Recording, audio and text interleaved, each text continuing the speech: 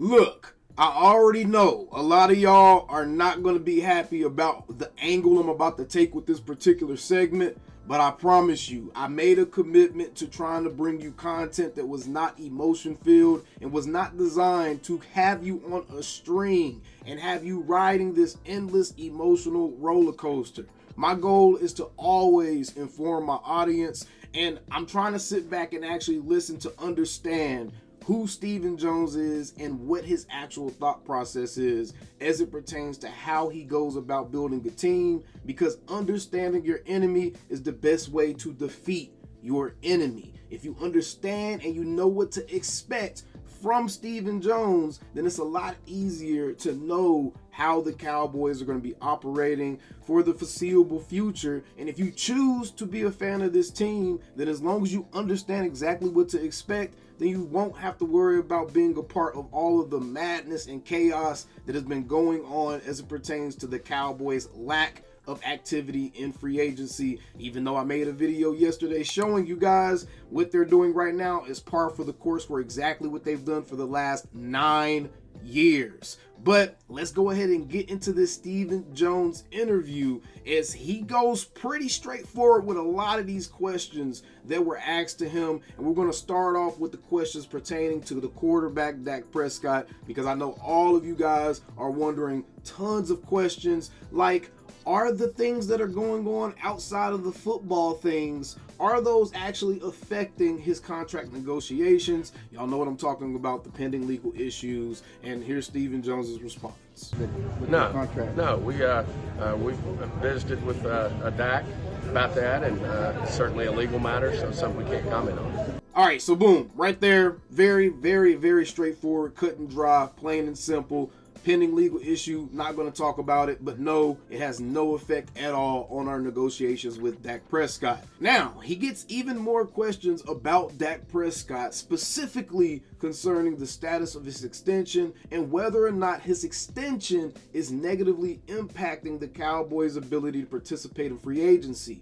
Just listen to understand to what Stephen Jones is actually saying. Do not listen to find flaw. When you do that, you're not going to actually get the point that the person is trying to make, because you're going to be too busy trying to apply your own ideas and thoughts about what that person is really saying when they're actually telling you exactly what they're saying. There's one thing to say about Stephen Jones. He's cheap for sure, but he don't lie about being cheap. He's been very straightforward about how he plans to approach pretty much everything. If you really go back and listen to everything that he says, he hasn't really lied about much, and he hasn't sold us many wolf tickets. If anything, it's Jerry doing the wolf ticket selling, and he even goes and explains what all in actually is in these particular clips. No, the cap number, it's so overblown in a given moment, because you have to look at a cap of what the situation's going to look like, not only this year but next year. When you have to, if you have to franchise because you're having a tough negotiation, not unlike we had with Dak 3 years ago, you've got to be able to account for all things. But no, I feel like we're able to cut and shoot. Dak's been willing to work with us. We've had great discussions about him and his contract, and he's all in on working with us. And we've had personal discussions with Dak as well. So. Other than that, that's about all we'll say about our negotiations with him. We want to keep those private, and won't get into timelines or anything like that, but certainly a priority of ours. Again, just very interesting to me that Stephen made it a point to say he's not going to discuss timelines or anything like that as it pertains to Dak Prescott's contract. Jerry has been on the same tip, and if you go back and actually look at it, since Mike McCarthy has been here, there have not been a ton of leaks as it pertains to contracts and stuff like that with the Dallas Cowboys. Now, we heard James Slater report that Dak might not be getting his extension until August. Where did that come from? What's the thought process behind that? Is it actually just a random report? I mean, that's everybody certainly has that right. I mean, we've, I know where the frustration is, the fact that we haven't had success in the playoffs to their satisfaction. Until we do that, then, the criticism is certainly something that's going to be there. And we know that's going to be there, but we're going to stick with what we believe will ultimately get us a championship here for our fans. But we don't define all in as what you spend in free agency. It's keeping, the core, keeping some of the great players in this league, like Dak Prescott, like CeeDee Lamb, like Micah Parsons, like Diggs. That's what we define as all in. Now, again, if you're listening to understand, and you're not listening to be like, well, when you said all in, or Jerry said all in, I thought it was no. Even when Jerry originally said all in, Jerry actually clarified exactly what he meant by all in that very same interview. He said, my idea of all in is making sure that we get all of our guys that are here, that are important players on our team, locked up and ready to go for the future. He said that off rip. He said, yes, we will be in free agency and dibbling and dabbling, but my idea of all in is to really make sure that the guys that we want to stay here, stay here. He said that from the beginning. Stephen Jones just reiterated that, and he's making it very clear, like, yo, all in to us is making sure that Dak Prescott, CeeDee Lamb, Micah Parsons, he started naming specific players.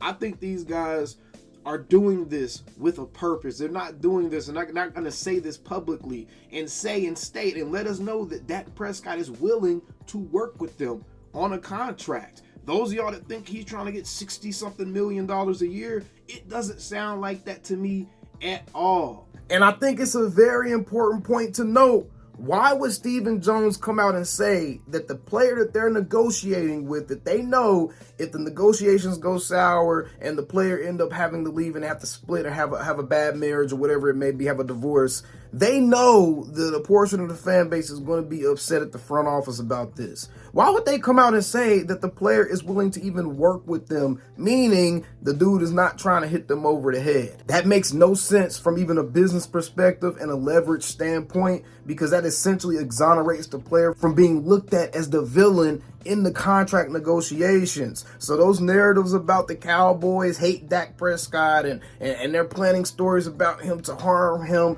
Honestly, Steven, in a very, very sly, very savvy business way, kind of just put on the table that no, Dak has been a good soldier during our negotiations. He's been cool. We ain't tripping on him. It sounds like to me that the Joneses are just confident in the strategy that they've decided to employ as it pertains to this free agency period, and they're comfortable at going at their own pace as it pertains to getting these deals done with these players. But they have been consistent in one thing, and that's the fact that they are going to get the deals done. They've reiterated that every single step along the way. They have made sure to say, yes, these players are still part of our future plans. He made it a point to make it very clear. There are no issues. There's no tension. There's nothing going on that's necessarily holding up the contract negotiations or anything like that. They have a plan about how they want to approach free agency. And what it seems like to me, based off of actually listening to what he was saying, what it seems like to me is that plan is they like to let the first day or two of free agency pass by, because they feel like during those first couple of days, guys are going to be getting overpaid. And we absolutely seen guys get overpaid on the first couple of days of free agency. We 100% seen that. Now, I'm not saying I wouldn't have wanted them to be more active. That is not what I'm saying at all. What I'm saying is two things can be true at once. What Steven is saying can be true, and what we've been saying can also be true. It can be true that maybe they do need to be a little bit more active in free agency. Maybe they need to change their plan up to be more successful and to get different results. That can be true. But it can also be true that this is legitimately how they plan to operate during free agency, especially when history has shown this is how they plan to operate during free agency. They do not plan on being big spenders during the first couple of days because Steven doesn't like making bad deals. Look at it as the next few weeks. I look at it as, all the way up and through the season in terms of, how we continue to address this. And, just as we all see, that first negotiating day, it's wild and it's big dollars. And, but then as you see now, things are calming down, and that's where we think you can be efficient and do good things. I think we have in the past, and whether it's via a trade or whether it's via just like we did yesterday with Kendricks. I'm sure there'll be more players released around the league as people move forward and work within their cap. So you never know what you might see that you don't see today. So those are all things that we feel very prepared to make quick decisions on. That's an interesting little nugget worth a quick little discussion. The Cowboys also could understand that other teams still have moves that they have to make as well, namely teams like the Chargers, because the Chargers are over the cap quite a bit, I believe, and I think they still have some moves to make pertaining to Khalil Mack and Joey Bosa, and there's other teams that have big players like that that still have to have decisions made. So maybe we just need to chill out a little bit and see where all the dominoes fall as it pertains to where we're placing our emotions and calling it quits already on the season. I'm just saying, just chill out a little bit. At the end of the day, they're going to get guys that they feel like are going to fit exactly what it is they're trying to do at an affordable rate at a time that fits them. That's it. That's essentially what Stephen Jones just said right there. And if you're trying to operate in reality and you're not trying to live in a world full of conspiracies, every time something comes out of someone's mouth, you're looking for the conspiracy that's coming out of their mouth. If you're trying to live in reality, then you got to take it for what he's saying, because honestly, the results and how they've actually operated has actually indicated that what he's saying is exactly what they normally do and exactly what he actually does. And that's all that video from yesterday showed me as well, when we went through and looked back at all the free agency periods and how they've actually gone about spending in free agency. Nothing that Steven's saying is inconsistent from the actual analytical, empirical data that's presented to us. Nothing that he is saying is different from that. I'm just being completely honest. And again, I don't want to have y'all on this emotional roller coaster. I'm not telling y'all to like what he's saying. I'm not telling y'all to like the approach. What I'm telling you guys is the facts, the data shows that what he's saying to us is actually the truth. And I have no reason to believe that they don't want to extend Dak Prescott. I just don't feel like that they're in a rush, actually. I think that the players that they want to get, they're going to get those specific players. The players that they feel like are too rich for them, they're going to leave it alone. Now, Stephen Jones was also asked specifically about the running back position. Remember, we made a video pretty much reporting that it seems like Dalvin Cook has a ton of interest in being a Dallas Cowboy, or something may even be cooking as it pertains to Dalvin Cook coming to Dallas as the new running back to add to their running back room at a discounted rate. And again, Stephen Jones and what he says here is consistent with that type of narrative. You know, I think we're having to make some tough decisions right now. Obviously, I mean, this is an organization that's been built on great backs, whether it's a Tony Dorsett, a Herschel Walker, an Emmitt Smith, a Zeke Elliott, a Tony Pollard.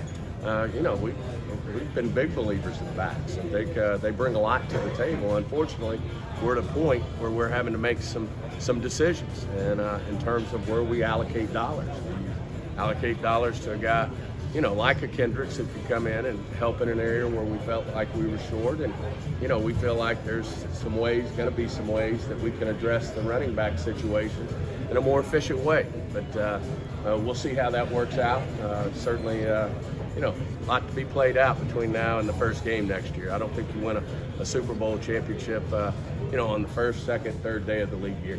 So it's very clear what he's saying. He's essentially saying we have such great players at other positions. We're prioritizing other positions now. Traditionally, we have prioritized the running back. But also remember, traditionally, the Cowboys didn't prioritize cornerback. They didn't prioritize linebacker. They didn't prioritize other positions. And it seems like that they're having a philosophy shift. And now they're moving away from the running back position because, let's be honest, the running back position is a position where you can get a fresh pair of legs in there every 2 years. And you can be perfectly fine running with a rookie in that position as long as you have a veteran in that locker room to play in those big moments and those big spots on the goal line and different situations like that, right? But the running back position isn't necessarily the position where teams are winning championships based off of their running backs. We just saw the greatest running back of our generation in Derrick Henry not be able to lead the Tennessee Titans anywhere near a championship with him being the best player on that team. So I think that is enough right there to show you that there is no such thing as a running back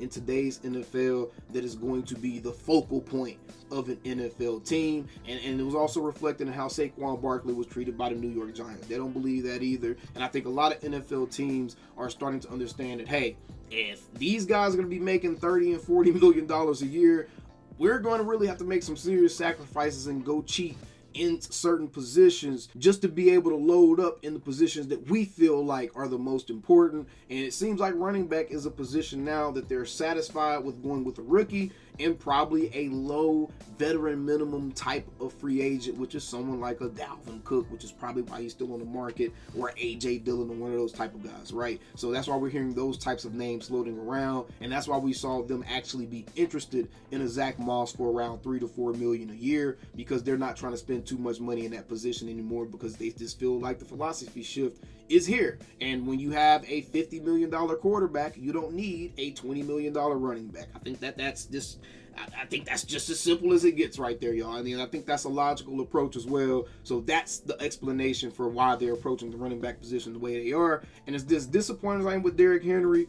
If it means that they're legitimately going to make sure that they're locking up the Trayvon Diggs, the Deron Blands, the Micah Parsons, the CeeDee Lambs, they're locking up all these star players, these big, important skill position guys, and they're not letting them walk, and we're not having situations like Dez Bryant and DeMarco Murray from years ago where it was like a decision that had to be made between the two.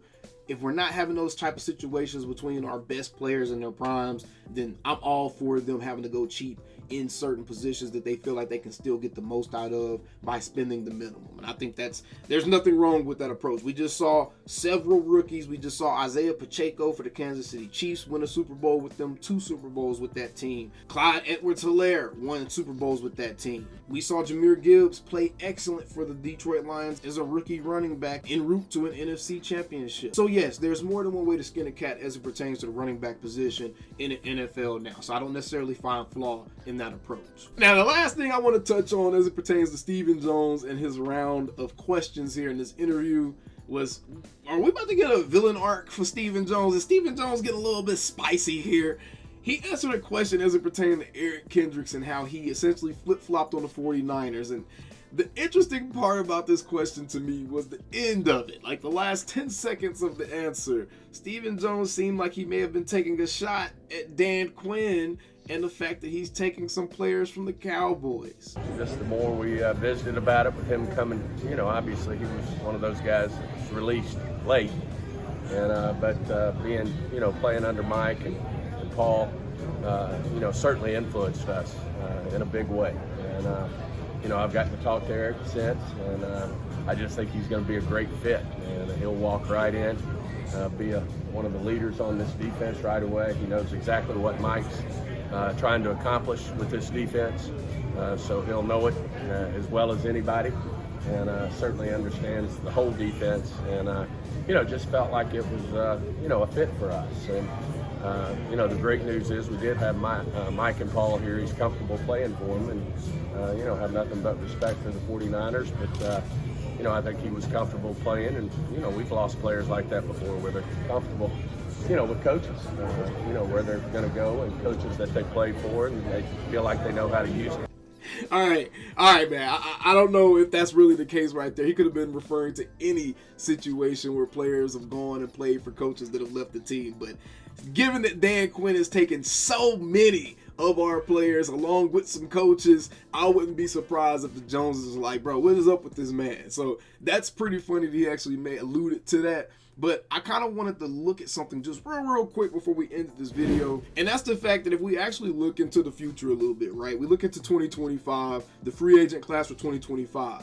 I can kind of see why they're reluctant to spend in free agency right now, because you do have a few guys in pretty key positions that are going to be unrestricted free agents. We're not going to look at Dak Prescott. We're not going to count him right here, because obviously if he does get extended, he's not going to be on this list next year. But we got Brandon Cooks. They're probably going to end up moving on from Brandon Cooks, letting him walk. We'll probably end up having a younger guy kind of step into that role right there, right? Zach Martin. Very interesting. He's a little bit older. By then, he'll be, 35 years old, 34 years old, whatever it may be, 35, 36 years old maybe by then. And are they going to re-sign him? Is he going to continue to want to play? Does he still want to play? How much do you re-sign him for, or do you let him walk? That's a decision that's going to have to be made, and it's going to be an expensive decision one way or the other. DeMarcus Lawrence is also going to be an unrestricted free agent in 2025, so that's also very, very interesting. Then you see Osa Odigizua, a guy that's playing off the last year of his rookie deal, and he's going to be a free agent in 2025, so this is someone else that I personally want to keep Osa around, because he's gotten better year after year in my personal opinion, and just based off of what I've seen from him playing the games and on film when I have been able to watch film. Osa Odigizua is someone that definitely stands out, and he's a guy that makes splash plays, and he definitely benefits from the fact that he plays with great players as well, but he seems like he's en route to being an amazing defensive tackle for a long time in the NFL. So that's someone I wouldn't want to just let walk away, right? So yeah, I can understand why they wouldn't want to lock up a ton of their cap room, even if they were to create a bunch of cap room. I can understand why they wouldn't want to lock up a ton of that cap room on new guys, bringing them into the building, when they're still going to have guys that they have to make big decisions on, not just this year, but also next year as well. You're going to have rookies starting to get onto the last year of their deals, where they're going to have them option years, and you're going to have to renegotiate with those rookies before they become unrestricted free agents. So there are going to have to be decisions that are made, and he's not necessarily just full of cap right here, right? Do I agree with the approach fully? No. Do I understand the approach? Yes. Just being reasonable and not trying to listen with hateful ears.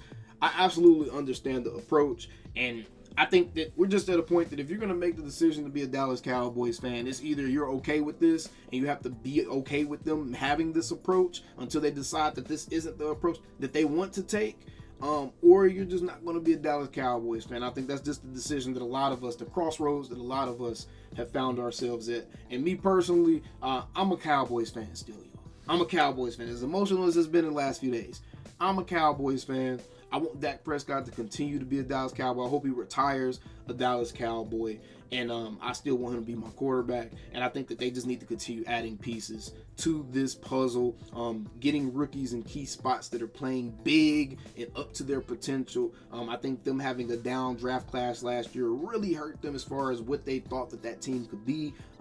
Key injuries and some really big positions hurt them as well. So we just gotta wait, man. We just gotta wait. This is how our team operates. They don't go all in on the first day or two of free agency. And even if you take a closer look at all those signings that Washington made, y'all are calling guys like Dalvin Cook washed, and he's 28. Washington signed a bunch of 30-year-olds and a bunch of guys that were also coming behind guys off the bench. I'm just saying. But either way, appreciate y'all for tuning in. We still them same old damn Cowboys. I know y'all are not gonna like what I just had to say, but get up off of me. I'm just trying to be realistic, y'all. I'm just trying to be realistic, man. I'm not gonna continue to sit here and cry and bitch and moan on every video every single day. I just refuse to live in misery, and I don't want my audience to live in misery either. All right, but either way, it is what it is.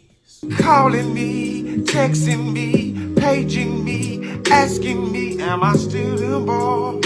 Y'all usually check on me. Listen. I'm still them boys. Hey! Woo! Hey! I'm still them boys.